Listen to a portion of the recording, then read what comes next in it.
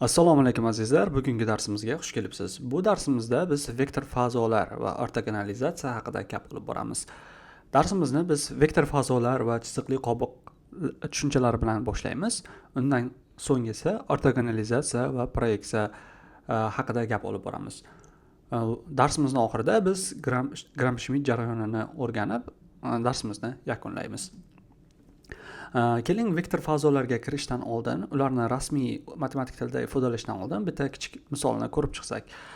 Deylik, bizda mana bu sizda raketalar bor, bir nechta raketalar bor va vektor fazosi bu barcha raketalar, ya'ni vektorlar amal qilishi kerak bo'lgan bir maxsus qoidalarga ega bo'lgan bir galaktika deb tasavvur qilsak bo'ladi. Ya'ni mana shu butun koinot galaktikani o'zini qonunlari bor. Siz mana shu raketalarni ishlatsangiz, mana shu qonunlarga bo'ysunishi kerak. Masalan, deylik, bizda vektorlarning qo'shilishi, ya'ni agar siz ikkita raketani bir-biriga bog'lasangiz, ularning tezligi va yo'nalishlari qanday o'zgaradi? Bu birinchi qonun.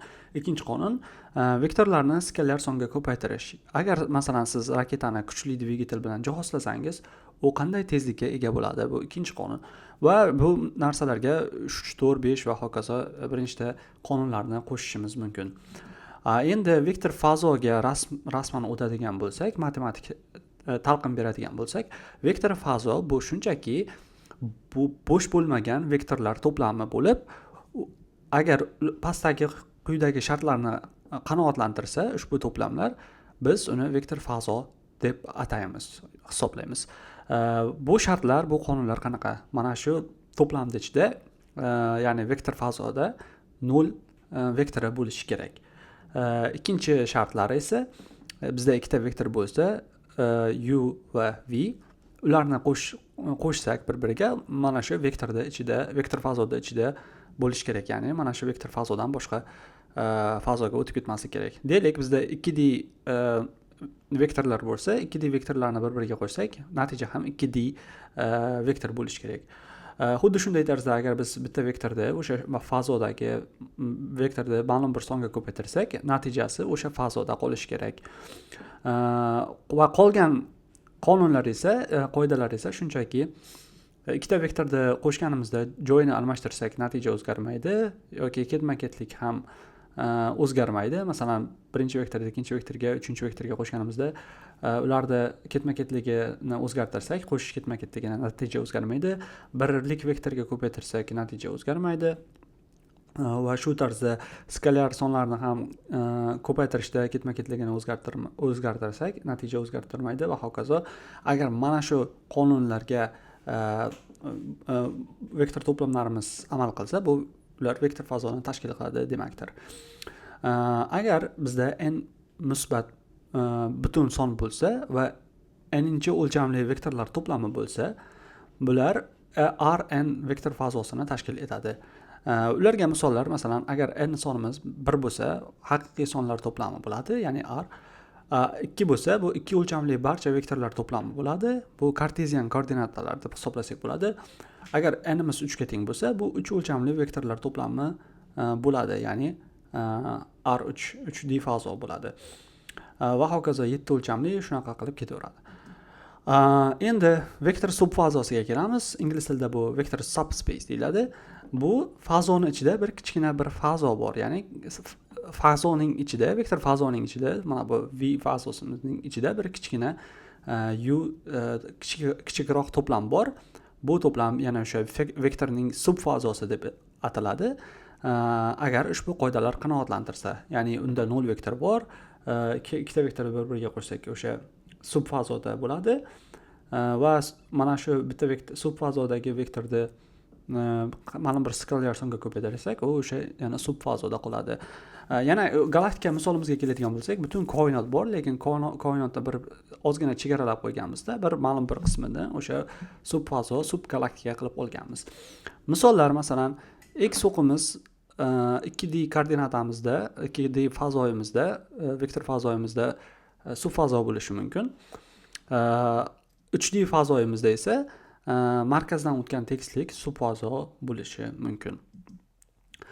Endi chiziqli qobiq haqida gap olib boramiz. Ingliz tilida buni span deyiladi. Bu span nima degani? Agar bizda vektor to'plamlari bo'lsa, mana vektor 1, vektor 2, vektor 3 va hokazo va ular v vektorni tashkil etadi, vektor fazosini tashkil etadi. Shunda mana bu vektorlarimiz vektorning chiziqli qobiqlari, chiziqli qobiqi deb hisoblanadi. Matematik tarzda biz buni span deb turib, mana vektor 1, vektor 2, vektor 3 deb to'plamlar qilamiz va buni ko'rib turibsiz, ularning linear chiziqli kombinatsiyalari vektor fazoni tashkil etadi. Oddiy tilda o'sha galaktika misolimizda ko'radigan bo'lsak, koinot fazoda bizda raketalarimiz bor. Raketa 1, raketa 2, raketa 3 va mana shu raketa 3larimiz bizda qanaqadir flot galaktika flotimizni tashkil etsa, mana shu raketalarimizni kuchlarini bir-biriga qo'shib yiqqan holda biz koinotni qaysi joylariga bora olamiz? Butun joylariga bora olamizmi? Mana shuni ifodalaydi. Masalan, deylik bizda ikkita vektor bor. Mana bu tasvirimizda vektor v va vektor u, qizil va ko'k vektorlarimiz bor. Agar bularni qaysidir skalar songa ko'paytirsak, masalan, mana bu vektorimizni 100 gami, million gami ko'paytirsak, mana bu tekislikdagi joyga bora olamiz, ya'ni qamrab olamiz. Xuddi shu tarzda mana bu u vektorimizni qaysidir skalar songa ko'paytirsak, minus sonlargami yoki plus sonlargami, manfiy musbat sonlargami, mana bu o'q bo'yicha biz xohlagan joyimizga bora olamiz va ularni bir-biriga qaysidir sonlarga ko'paytirib bir-biriga qo'ysak, xohlagan tarafimizga borishimiz mumkin. Ya'ni mana bu katak bilan ifodalangan joylarni bemalol mana shu ikki vektor orqali qamrab olishimiz mumkin va mana shu tekislikning vning mana shu ikkita vektor spani hisoblanadi, ya'ni chiziqli qobiqlar hisoblanadi. Misollar, masalan, mana bu birinchi vektorimiz va ikkinchi vektorimiz bu R2 ya'ni 2D vektor fazoni tashkil etadi. Mana bu vektorlar to'plami esa 3 vektor fazoni tashkil etadi, ya'ni 3 o'lchamli vektor fazosini tashkil etadi. Chunki ko'rib turibsiz, bulardagi 1, 2, 3 hammasida 3 ta element bor, ya'ni 3D fazoda yurishimiz mumkin. Endi bazis degan tushuncha bor. Bazis bu xuddi spandaqa, ya'ni chiziqli qobiqdaqa deb hisoblashingiz mumkin, lekin unda yana bitta qo'shimcha shart bor. Bu sharti chiziqli qobiq bo'ladi va ikkinchi shartimiz esa mana shu vektorlarimiz bir-biriga bog'liq emas deb hisoblanadi. Galaktika yana misolimizga qaytadigan bo'lsak, bizda shunday raketalar borki, V1, V2, V3 raketalar borki, ular bizga eng kichik to'plamlari ulardan qaysinidir masalan foydasiz bo'lishi mumkin, ortiqcha bo'lishi mumkin, qaysidirlari esa masalan 2 tami, 3 tami eng asosiysi bo'lishi mumkin. O'sha galaktikamizni xohlagan joyimizga borish uchun yetarli bo'lgan minimum raketalar soni deb atasak bo'ladi. Ko'rib turibsiz, masalan, bizga misollarda qarasak, bizda mana bu vektorlar to'plami bor. Ular chiziqli qobiq hisoblanadi va ular R3, ya'ni 3D vektor fazosini tashkil etadi. Lekin bular bazis hisoblanmaydi. Nimaga? Bitta shartni qanoatlantirmayapti. Qaysi shart? Ya'ni ular o'zaro bog'liq emas degan shartimizda qanoatlantirmayapti. Bular u yerda mana bu oxirgi vektorimiz o'zaro bog'liq hisoblanadi. Mana bu vektorlarga nega desangiz, chunki agar mana bu birinchi vektorimizdan ikkinchi vektorimizni ayirsak, 1 dan 0 ayirsak, 2 dan 1 ayirsak, 3 dan 2 ni ayirsak, bizga mana bu vektor natijada chiqadi 1 1 1. Bu degani mana bu ikkita vektor bilan biz bemalol mana bu oxirgi vektorimizni ifodalay olamiz. Bu degani esa ular chiziqli bog'liq hisoblanadi va bu degani ular bazis emas. Ikkinchi misolimizda esa hech qaysi mana bu vektorlar to'plami bilan biz boshqa vektorni olsak ifodalay olmaymiz. Shuning uchun bular ham chiziqli qobiq va ham bazis hisoblanadi. Endi matrisaning rangiga o'tamiz. Matrisaning rangi bu shunchaki ustunlardan hosil bo'lgan vektor fazosining o'lchami, ya'ni chiziqli bog'liq bo'lmagan barcha ustunlar soni. Buni ingliz tilida rank deyiladi, ya'ni matrisamiz A rank deb bersak, bu o'sha vektorlar to'plamini olamizda, chiziqli bog'liq bo'lmagan vektorlar to'plamini ustunlar sonini ustun vektorlarda olamizda va ularni o'lchamini hisoblaymiz. Rangini topish, matritsamizda rangini topish uchun shunchaki bizda mana matritsa berilgan bo'lsa, uni biz Gauss usuli orqali biz mana bu diagonallardan pastki elementlarini nolga aylantirishimiz kerakda. Diagonallarini iloji boricha birga aylantirishimiz kerak. Mana bu misolimizda ko'rib chiqadigan bo'lsak, mana bu har bitta qatorlar ustidan turli xil operatsiyalarni olib boramizda, oxiri mana bu natijaga kelamiz. Videoda pauza qilib ko'rishlaring mumkin, tekshirib. Ko'rib turibsiz, biz iloji boricha mana bu diagonalda birga aylantirdik, lekin oxirgisi diagonalimiz masalan birga aylanmadi. Bu degani bizda mana bu ustunimiz mana bu birinchi ustundagi bilan biz ifodalay olamiz. Ya'ni mana bu ikkita vektorimiz bizga asos hisoblanadi. Bu degani bu 1 2 ikkita vektorimiz bor. Bu matritsamizda rangi hisoblanadi. Chunki bularda bir ustunlari bir-biriga teng. Mana bu diagonallarda bir bor. Shuning uchun bu matritsaning rangi hisoblanadi. Endi mana shu ikkita vektorimiz bilan biz xohlagan mana bu vektorimizni 2D fazodagi vektorlarimizni ifodalay olishimiz mumkin. Natija aytganimdek o'sha rangi, matritsaning rangi 2 ga teng. Endi bizda yana bitta tushunchalar bor. Fazo haqida, fazoga bog'liq bu ustun fazo bor va nol fazolar bor. Birinchi ustun fazoni ko'rib chiqamiz. Ustun fazo bu column, ingliz tilida column deyiladi, ya'ni ustun degani matritsani columni, ya'ni matritsani ustuni. Bu shunchaki matritsaning ustunlar qobig'ini anglatadi. Agar nimani oddiyroq tilda aytadigan bo'lsak, bu ustun fazo nimani anglatadi? Ustun fazo bu matritsamizni x vektoriga ko'paytirish orqali erishish mumkin bo'lgan barcha vektorlarni ifodalaydi. Ya'ni bizda yana o'sha galaktika misolimizga qaytamiz. Bizda raketalar to'plamimiz bor. Mana shu raketalar to'plamimizda o'sha x vektorimizga ko'paytirganimizda, ya'ni ularda dvigatellarni ko'paytirib, bir-biriga qo'shib, ularning quvvatlarini bir-biriga qo'shib qilganimizda biz qaysi joyga, galaktikaning qaysi joylarigacha bora olamiz, qaysi joylarini qamray olamiz degani. Nol fazo esa biz ingliz tilida buni nol deb ifodalaydi. Nol A matritsamizni berganimizda matritsamizni qaysi vektorga ko'paytirganimizda nolga teng. Bu degani nol fazo A matritsaga ko'paytirilganda, ya'ni A matritsaga x vektorimiz ko'paytirilganda nolga aylanadigan barcha vektorlarni ifodalaydigan bitta nol fazo deyiladi. Endi biz ortogonallik va proyeksiya haqida gap olib boramiz. Ingliz tilida buni orthogonality and projection deyiladi. Biz ortogonallik tushunchasini o'rganamiz. Proyeksiya va proyeksiya matritsalarini ko'rib chiqamiz. Keyin esa o'sha dars oxirida Gramsci jarayonini ko'ramiz. Ortogonality menimcha sizlar o'sha geometriya darsida o'tgan bo'lsalaring kerak. Qanday perpendikulyar nima deganini. Bizda ikkita vektor berilgan bo'lsa, masalan, u va v vektorlari berilgan bo'lsa, ularning skalyar ko'paytmasi 0 bo'lsa, 0 ga teng bo'lsa, shunda ular ortogonal hisoblanadi. Ya'ni u ni v ga ko'paytirsak 0 beryapti. Bu degani ular bir-biriga perpendikulyar, ya'ni ortogonal degani.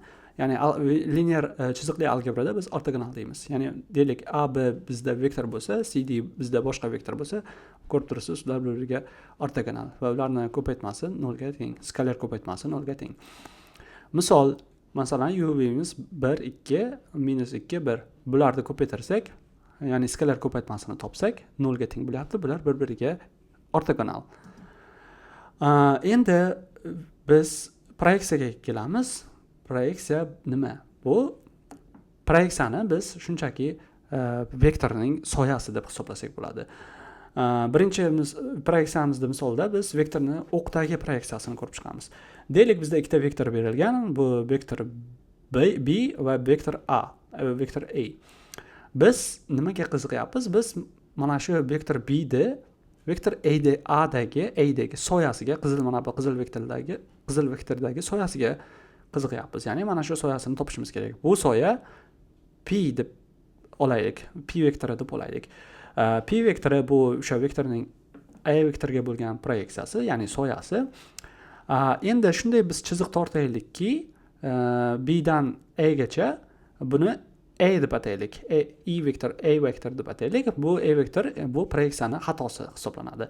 Qachon bizda xatoyimiz eng minimum bo'ladi, ya'ni eng kichkina bo'ladi.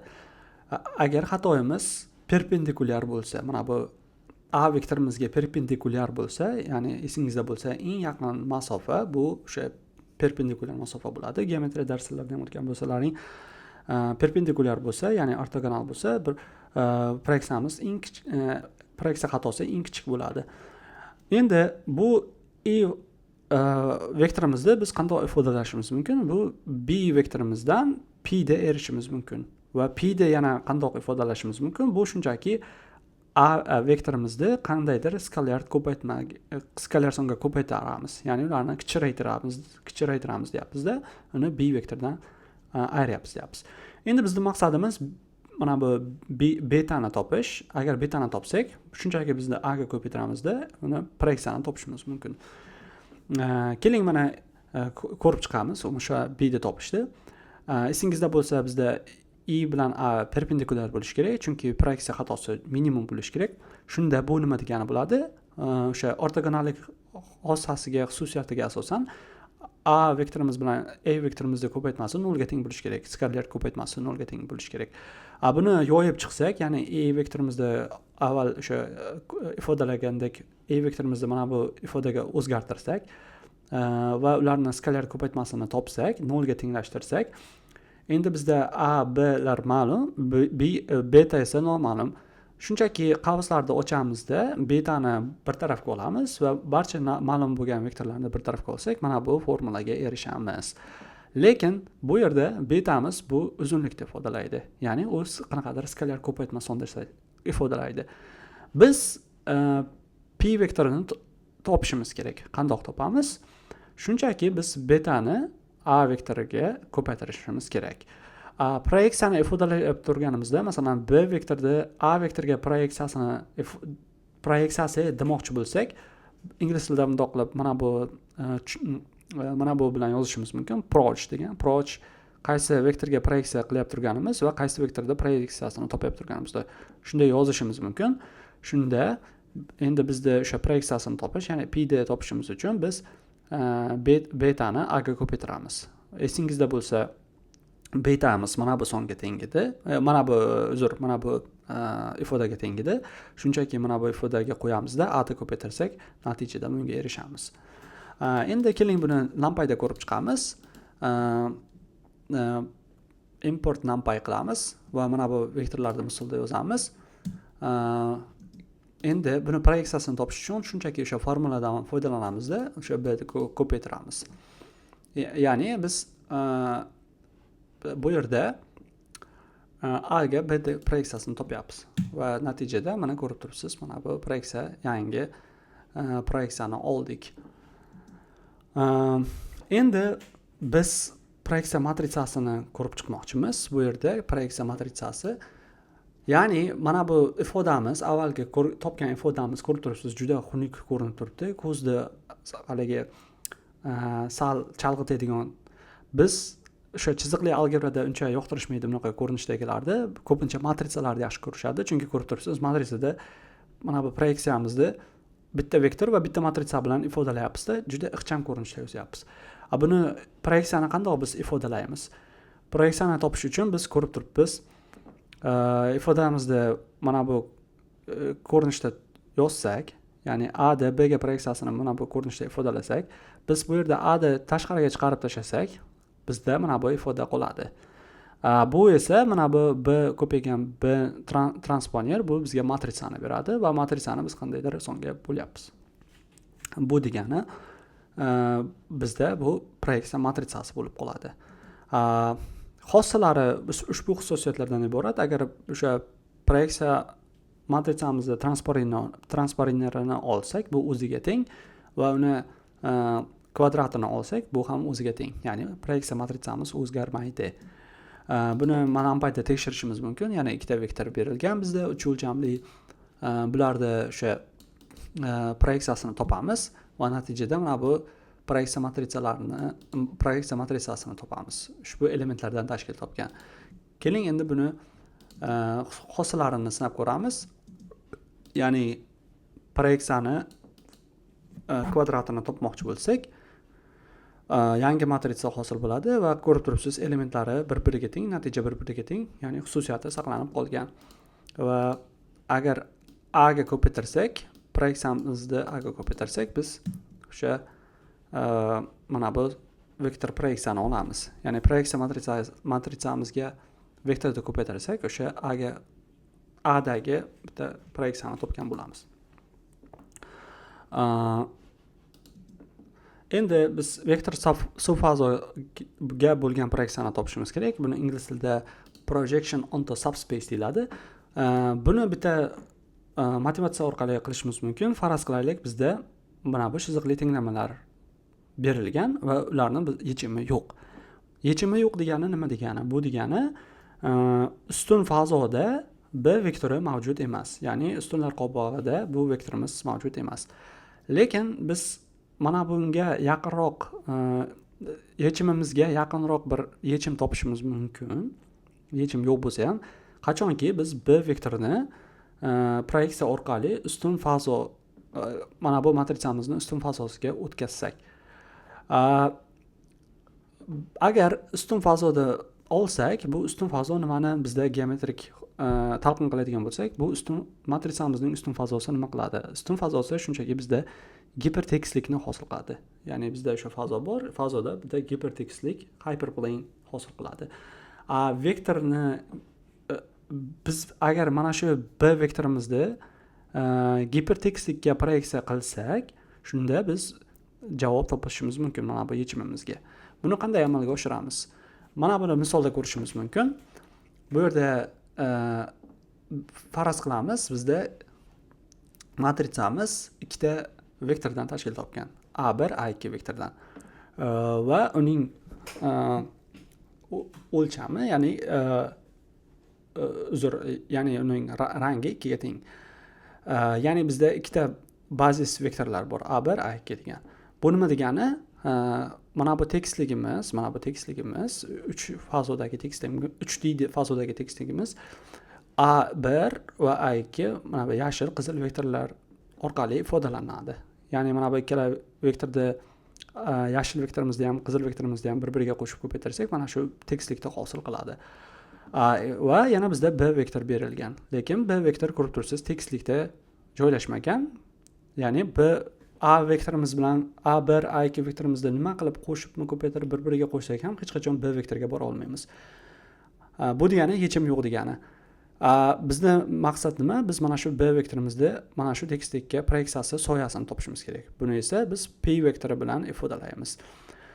Yana o'sha oldingi misolimizda ko'rib turganimizdek, bizda xato proyeksiyani xatosi bor, A va bu B minus P ga teng. Endi nima qilamiz? Biz mana shu P soyani topish uchun biz nima qila olamiz? Biz A vektorni qaysidir songa ko'paytirishimiz kerakda, A1 vektorni qaysidir songa ko'paytirishimiz kerakda, A2 vektorimizni ham qaysidir songa ko'paytirishimiz kerakda. Ularning chiziqli kombinatsiyasini topsak, bizga mana shu soyani berish kerak.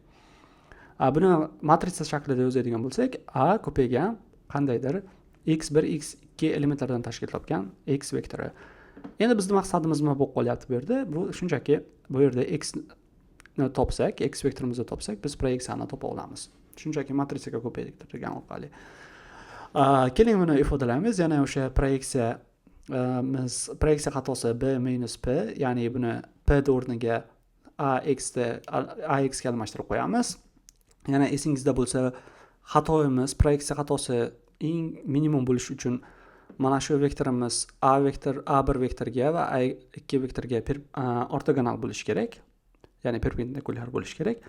Ya'ni tekisligimizga mana shu vektorimiz tekisligimizga, A vektorimiz tekisligimizga perpendikulyar bo'lishi kerak. Bu nima degani? Bu ularning skalar ko'paytmalari, mana shu vektorlarga bo'lgan skalar ko'paytmalari 0 ga teng bo'lishi kerak. Endi buni matrica ko'rinishida yozmoqchi bo'lsak, mana bu ikkita ifodamizni matrica ko'rinishida yozmoqchi bo'lsak, bu nima degani? Matritsani transpozi ko'paygan B minus A ko'paygan x teng 0. Endi biz shunchaki x ni topishimiz kerak bo'ladi bu yerda. Buning uchun o'sha ifodamizni qavslarni ochamiz. Bizda mana bu ifoda hosil bo'ladi. Undan keyin esa noma'lumlarni bir tarafga olamizda, noma'lum x'imizni bir tarafga olamizda, o'sha ma'lum vektorimizni bu tarafga olamiz va yana mana bu a transpose a dan xolis bo'lishi uchun ularni teskari matritsasiga ko'paytirib qo'yamiz. Va bu yerda bizda bir tarafda, chap tarafimizda x ta o'zi qolgan bo'ladi. Va shunda biz mana o'sha proyeksiyani topish uchun kerak bo'lgan x ga sonlarga erishgan bo'lamiz. Lekin x bu o'sha koeffitsiyentlar to'plami bo'ladi. Ya'ni proyeksiyamiz esa shunchaki p teng I ko'paygan x bo'ladi. Ya'ni mana shu vektorda topganimizdan keyin uni yana matritsaga ko'paytirsak, proyeksiyamizni o'sha soyamizni topamiz. Bu degani mana shuni x o'rniga mana shu ifodamizni qo'yib qo'ysak, natijada mana shu ifodani olamiz, mana shu proyeksiyamiz bo'ladi. Endi bu yerda b da olamizda mana shuni hammasini bitta matritsa desak, bu p bo'ladi, bu proyeksiya matritsamiz hisoblanib qoladi. Endi darsimizni yakuniga yaqinlashyapmiz. Oxirida biz ortonormal bazislar va Gram-Schmidt jarayoni haqida so'z olib boramiz. Keling birinchi ortonormal bazislardan boshlaymiz. Ingliz tilida bu ortonormal bazis deyiladi. Bizda shunday vektorlar borki, q1, q2, qn va hokazo, bular ortonormal hisoblanadi agar bizda mana bu qoidaga ular rivoya qilsa. Agar ikkita bir xil bo'lmagan vektor, mana shu vektorlarimizni masalan q1 ko'paygan q2 ni ikkita vektorimizni bir-biriga ko'paytirsak, ular 0 bo'lsa, ya'ni bir-biriga perpendikulyar ortogonal bo'lsa, ortogonal vektorlar bo'lsa, lekin o'sha vektorimizni q1imizni masalan olib o'ziga ko'paytirsak, bu bizga birlik vektorini bersa, shunda biz mana shu vektorlar to'plamini ortonormal bazis hisoblaymiz. Bu juda oson. Agar mana shu vektorlarimizda esa bitta matritsani ustunlari deb bo'lsak, ya'ni o'sha matritsamiz mana shu vektorlar ustun sifatida olsa, shunda bizda ortonormal matritsa hosil bo'ladi va u ushbu xususiyatlarga ega bo'ladi. Ya'ni ortonormal matritsani transponeri ko'paygan ortonormal matritsa bu bizga birlik matritsani beradi va ortonormal matritsamizning transponeri ortonormal matritsamizning teskarisiga teng bo'ladi. Endi mana shu ortogonal bazisga proyeksiyani topsak, ya'ni projection onto orthogonal basis qilmoqchi bo'lsak, ya'ni bizda oldin A matritsamiz bo'lgan bo'lsa, endi bizda mana bu maxsus matritsamiz bor, ya'ni ortogonal yoki ortonormal matritsamiz bor. Biz mana shu B vektorimizni bu bazisga proyeksiya qilishimiz kerak bo'lsa, biz nima qilamiz? Esingizda bo'lsa, oldingi ifodamizda biz P matritsamizni proyeksiyasini, o'sha proyeksiya matritsamizni topgan edik va bu ushbu darsda ifodalangan edi. Biz mana shu A matritsamizni o'rniga endi bizda mana bu Q matritsamiz bo'lgani uchun, ortonormal matritsamiz bo'lgani uchun A matritsamizni o'rniga qo'yib qo'yamiz va natijada ushbu ifodani olamiz. Lekin esingizda bo'lsa, o'sha ortonormal matritsamizning xususiyati bor, ya'ni uning ya'ni Q matritsamizning transponeri ko'paygan Qga bu bizga birlik matritsa berardi. Birlik matritsamizning teskarisi esa yana o'sha birlik matritsa bo'lib qoladi va natijada mana bu oradagi ifoda yo'q bo'lib ketadi. Bizga Q ko'paygan Q transponer qoladi va bu o'sha bizga ortogonal bazis bo'lsa, mana shu proyeksiya matritsamizni mana shu qisqa yo'l bilan topsak bo'ladi. Endi bizda shunday vektorlar to'plami borki, ular shunaqa bitta jarayonlarda biz masalan misollarda biz vektorlar to'plamini ortonormal bazislarga aylantirishimiz kerak. Buning uchun bizda Gram-Schmidt proses, ya'ni Gram-Schmidt jarayoni degan bitta algoritm bor. Bu jarayon nima qiladi? Bu chiziqli bog'liq bo'lmagan vektorlar to'plamini o'ziga qabul qiladi va natijada sizga qandaydir biz uni ustida hisoblashlarni bajaramizda, ularni o'sha chiziqli bog'liq bo'lmagan vektorlar to'plamini ortonormal bazis vektorlarga aylantiramiz. Buni endi hozir ko'rib chiqamiz. Mana bu formula orqali Gram-Schmidt jarayoni berilgan. bu qo'rqinchli ko'rinishi mumkin, lekin bu juda oddiy. Bu degani nima degani? Bizda vektorlar to'plami bor. V1, V2, V3, V4. Ularni bir-biriga biz ortonormal vektorlarga aylantirmoqchimiz. Buning uchun biz birinchi vektorni olamizda, uni U1 vektor deb qilamiz. Xohlasak buni normallashtirishimiz mumkin. Endi biz ikkinchi vektorni olamizda, biz ikkinchi vektorimizda mana shu birinchi vektorga U1 ga proyeksiyasi soyasini topamiz. Va soyasini topganimizdan keyin biz o'sha V2 vektorda o'zidan o'sha soyani ayirib qo'yamiz. Natijada esa U2 vektorini olamiz. Xohlasak buni yana normallashtirishimiz mumkin. Va uchinchi vektorga shu tarzda o'tamiz. Endi bizda uchinchi vektor bor. Uchinchi vektorga yana biz o'sha uchinchi vektorda olamizda, uni o'zidan oldingi U1, U2 vektorlariga proyeksiyasini, ya'ni soyasini topamiz. Va o'sha natijada chiqqan soyalarda biz o'sha vektor 3 ni o'zidan ayirib qo'yamiz. Va natijada U3 ni olamiz. Va hokazo. Bizda 10 tami, million tami vektorlar to'plami bo'lsa, har bitta vektorda o'zidan oldingi bo'lgan topgan o'sha vektorlarimizdan proyeksiyasini toptirib o'zidan ayirib qo'yamiz. Natijada yangi vektorlarni olamiz. Va mana shu har bitta natijada olgan U1, U2, U3, K va hokazo vektorlarimiz bir-biriga ortogonal yoki ortonormal bo'lib qoladi agar normallashtirsak. Grafik talqinda ko'radigan bo'lsak, mana bizda birinchi vektorimiz bor V1, biz uni normallashtiryapmiz, U1 bo'lyapti. Endi biz ikkinchi vektorni olyapmiz, mana qizil vektor V2 va buni proyeksiyasini topyapmiz.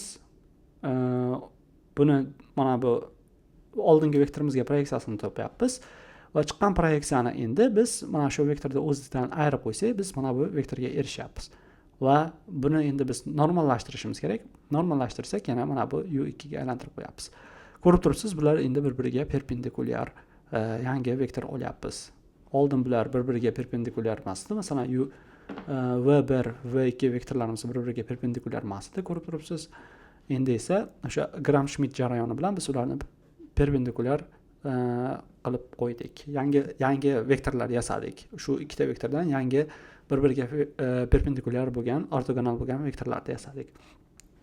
Keling endi buni amaliy tarzda NumPy'da ko'rib chiqamiz. Mana bizga matrica A matritsamiz berilgan. Bizda 3 ta vektordan iborat. 2, 7, 3. Mana bu har bitta ustunlari bitta vektorda anglatadi.